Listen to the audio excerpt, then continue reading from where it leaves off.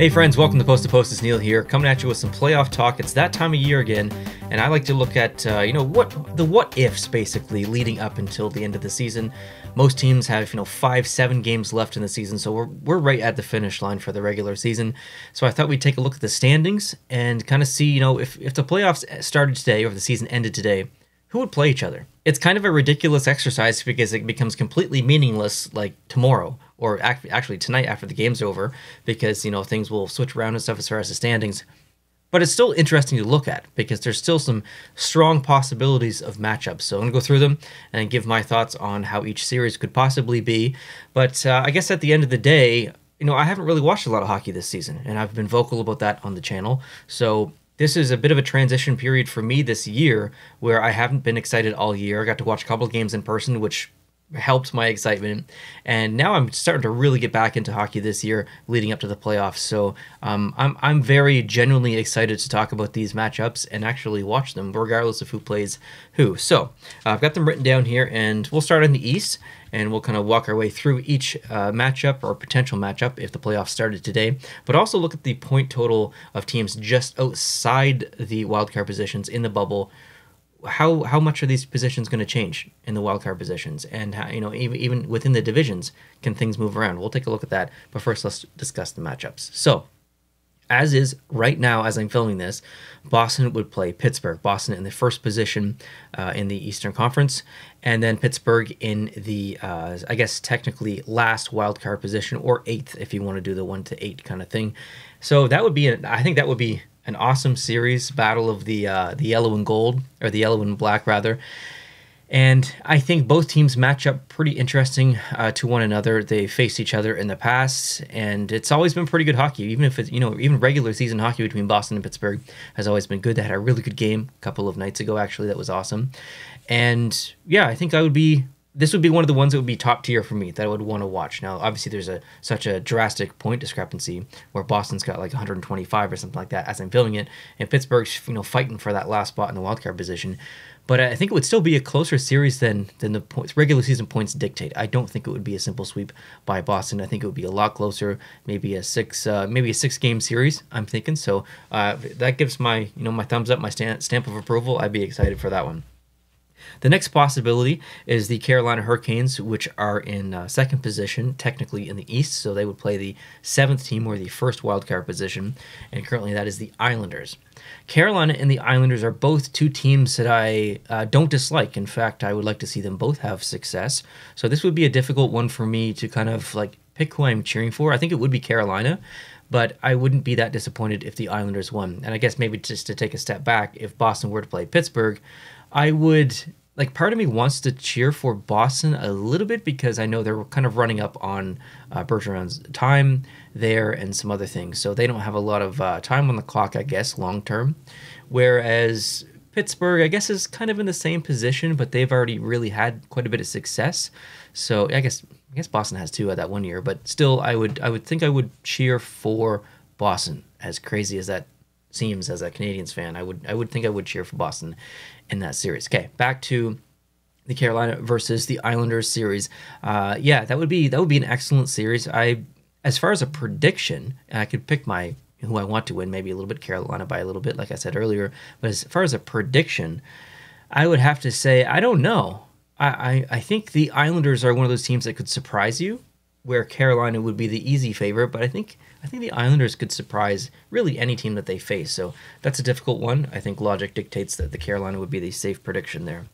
The next series, which would be awesome, I think, New Jersey versus the Rangers, Devils versus Rangers. I think anytime that the Islanders are going to face the Rangers, the Devils are going to face the Islanders, or the Rangers are going to face the Devils, anytime you take those three teams in that area and stick them together in a playoff series, sign me up. I'm watching that one.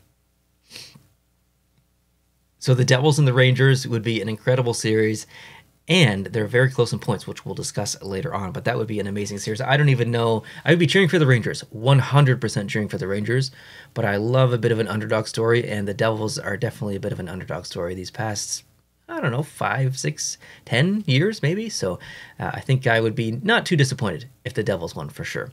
The last series, Toronto versus Tampa Bay. I'm conflicted. Tampa's won so much. I really don't want to see them win. And then Toronto, as a Canadiens fan, I'm always going to get a little bit of joy when they lose, especially year after year after year in the first round. But like, enough's enough. And I've said that last year, and I said it the year before, and I said it the year before. Just like, enough is enough with Toronto. Can you just get by into the second round? Like, just get by the first round into the second round. And I think a lot of people would have some weight lifted off their shoulders. They cannot lose again in the first round. Last year, they had an amazing team. Tampa was just very, very strong. Just get to the second round. So I think I would be cheering for Toronto in that series. Okay, let's move over to the West. The first series, we have the Vegas Golden Knights, who are first technically in the Western Conference, versus Winnipeg, who hold that wildcard 2 position as I'm filming this. Those two teams have played each other in the past in the playoffs in the first inaugural season of the Vegas Golden Knights. Actually, I got to see one of those games. It was one of the most incredible hockey experiences of my life.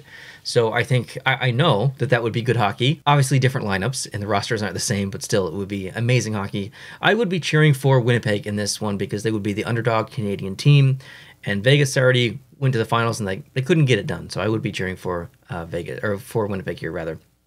The next series, Minnesota, who's in second in the West, versus Seattle, who holds the first wildcard position currently.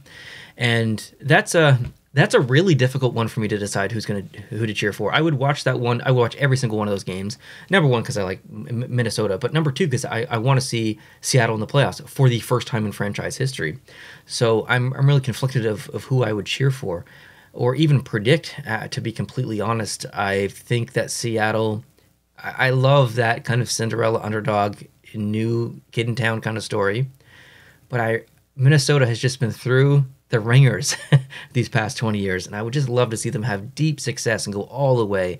So I don't know, I'm conflicted there. The next one, Colorado versus Dallas, and this is one of the divisions that the points are so close. This could be completely different by tomorrow, but Colorado versus Dallas. Colorado won last year, and technically I would say that I like Colorado more, but Dallas is right behind them. Dallas is right there in fourth position in my teams that I like. And I got to see Dallas play this year, and I love so many people, or so many players on the team, so many players on the roster. So I would be cheering for Dallas in this series, and I think it would be amazing. I would definitely watch every single game. I would say 7 games for sure. And then the last series, LA versus Edmonton, a bit of a rematch. I'm conflicted with this one again, and in a good way, kind of like the majority of them. There's not really a lot of teams in this possible playoffs that we're looking at here where I'm like, oh my God, I absolutely hate that team. I definitely want to see them lose. LA, not my favorite team. Oilers, not my favorite team, but I don't hate either team. I think seeing either go kind of deep to the conference finals would be interesting. I like the underdog aspect of LA, where they've kind of rebuilt they're still going through some changes, but I would still like to see them, see the new / old team. I mean, they still have some longtime guys on the roster, but still, I like to see the new guys kind of see what they can do and get back into the playoffs and go beyond the second round. Maybe get into the conference finals. That would be awesome. So, and obviously, I want to see McDavid play as much as I can. Everyone deserves to see McDavid play right up to the Stanley Cup Finals, and he deserves it because, man, that boy's got to win a Stanley Cup, whether it's with Edmonton or not. He can't end his career and not win a Stanley Cup. It's just not possible. So I think they're overall lots of great series. Let's take a look at the points, though, and let's see how this could change. Let's bring this up on the screen so you can see it. And we'll look at the Metropolitan Division first. So Carolina with 107, the Devils with 104, and the Rangers with 101. So there's a 3-point difference between each of the teams here, but we have to look at the games played. Carolina has 76 games played, so they have 6 games left. And, if they won all those games, that's 12 points. And they're not realistically going to do that. But let's say they win half, okay? That means that the Devils really, really have to win all of their games to even stand a chance at, coming close to Carolina and passing them. But there's 3 points right now. There's lots of time for the Devils to get up and pass Carolina. Maybe they go on a losing streak, so very possible there. And even the Rangers. I mean, if the Devils and Carolina falter here in the last 5 or so games and the Rangers really go on a bit of a run, they could easily be first in the Metropolitan. But I think the safe bet is that things will generally look roughly the same. I suspect that we may see the Rangers jump over the Devils, but I think Carolina will still hold that position. Now we have to bump down into the wildcard position because the Islanders, who would hypothetically be behind the Rangers in that division, they could pass the Rangers if they were closer, but they can't. So the top three that we see in the Metropolitan are going to be the top three in the Metropolitan, regardless of how the rest of the games shake out. Mathematically, the Islanders just can't get there. So the Islanders will definitely be in a wildcard position if they make the playoffs.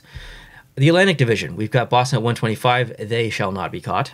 And then the Maple Leafs with 100 points and the Tampa Bay Lightning with 96 points. So very close there, 4 points. And I think Tampa could easily pass Toronto. Toronto could easily stay where they are. I think things will shake out exactly as they are. Boston in first, Toronto in second, and Tampa Bay in third in that division. And then down into the other wild card spot, Pittsburgh with 86 points. So they're just below the Islanders. And just below them is the Florida Panthers with 85. So let's cycle back a little bit to the Atlantic Division. Florida would be fourth in the division. They've got 85 points. Tampa Bay has 96. They're not catching them. So same with the Metropolitan Division. If Florida makes the playoffs, they will be in a wild card position, definitely. So the Islanders 87, Pittsburgh 86, Florida 85. And then we've got Buffalo and Ottawa kind of floating around down below there with 81 and 80 points.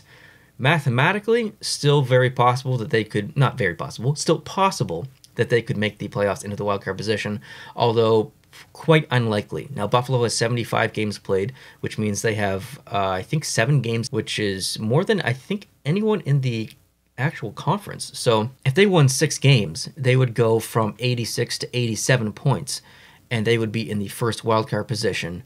But obviously, those other teams would play games as well, so it's unlikely that the Islanders would remain in 87. But if you take the 75 games from Buffalo, you add 3 games, you get up to 78, that's the same amount of games that the Islanders have played. So if Buffalo would have, hypothetically, they were at 78 games, and they won those 3 games, they would be where the Islanders are. So don't count Buffalo out quite just yet, and they're on a 2-game winning streak, so you never know. Florida really needs to buckle down, and I mean, they're on a 3-game winning streak currently as I'm filming this, so they're trying. They're definitely trying. We could see the Islanders fall off. They're on a 2-game losing streak. Who knows? It's going to be tight, a tight race there. Now in the West, this is where things get crazy. In the Central Division, we've got the Minnesota Wild with 97, the Colorado Avalanche with 96, and the Dallas Stars with 96. Bump down into the wild card, 89 for the Winnipeg Jets. So the Winnipeg Jets, I think technically, mathematically, can chase and catch up to Dallas, Colorado, and Minnesota, but I don't think that's going to happen. So the top 3 in the Central is almost guaranteed what we're going to see as the season ends. As far as the arrangement of those 3, roll a dice. 97, 96, and 96. It could literally end any way. Dallas could be first. They were for a long time in this division as the season went on. It could be Colorado. Like this, it's amazing. Like that's the type of playoff race that I like, and I'm glad that it's happening in the Central. Now off to the Pacific, we've got Vegas with 101, Edmonton with 100, and Edmonton with 99. It's the same situation, just in the Pacific Division. It's incredible. And then you go down to the wildcard position, Seattle's 90, so they're 9 points behind Edmonton. Realistically, they're not going to catch them, even though they've got 75 games played, so they've got 7 games in hand, or if they've got 7 games to go, 2 games in hand on Edmonton and LA. I just don't think it's possible that they're going to catch them. So Seattle will almost certainly remain in a wild card position. Same as Winnipeg. So the 3 that you see in the Pacific Division is the 3 we're going to get. Roll a dice, just like the Central. Could be any order. Could be Edmonton up there in first place and Vegas in third. It's going to be an amazing end to the season for sure in the Western Conference. Now going down to the wildcard position, like I said, we got Seattle with 90 points, Winnipeg with 89, Calgary with 87, Nashville with 84, and then St. Louis with 87. I don't see St. Louis making it. I don't even know if mathematically they can get there. Nashville with 84, so they're 5 points away from tying, but they've got 2 games in hand on Winnipeg. They're on a 1-game winning streak, but Calgary's on a 4-game winning streak. They're on fire right now, and they are really fighting to get into that position. Winnipeg with a 2-game winning streak as well. So there's a really, really tight, close race for that wildcard position in the West. It's amazing. It's tight in the East for the wildcard. It's tight all over in the West. So it's a really great time to watch some hockey and get if you've been out of hockey a little bit this year like I have. Now is a great time to get back into it. Get watching these games that matter. You know, if Chicago's playing Anaheim, maybe skip that one. Watch a game that truly matters because there is so much on the line. The points really, really matter. And yeah, it's a good time. It's a good time to be a hockey fan. It's a good time to watch hockey. So let me know what you think of all the possible matchups that we discussed, if the playoffs started today, which one are you most excited for? And who do you think is sneaking into those wildcard positions in the East and the West? We'd be curious to know your thoughts down below in the comment section. Thank you so much for watching. I appreciate it. If you did enjoy this video, please hit the like button. And if you are new, please hit the subscribe button for lots of playoff hockey talk coming very soon on the channel over the next coming weeks and absolutely months as the playoffs progress. We'd love to have you on board. Have a great day. I'll talk to you guys soon. Adios.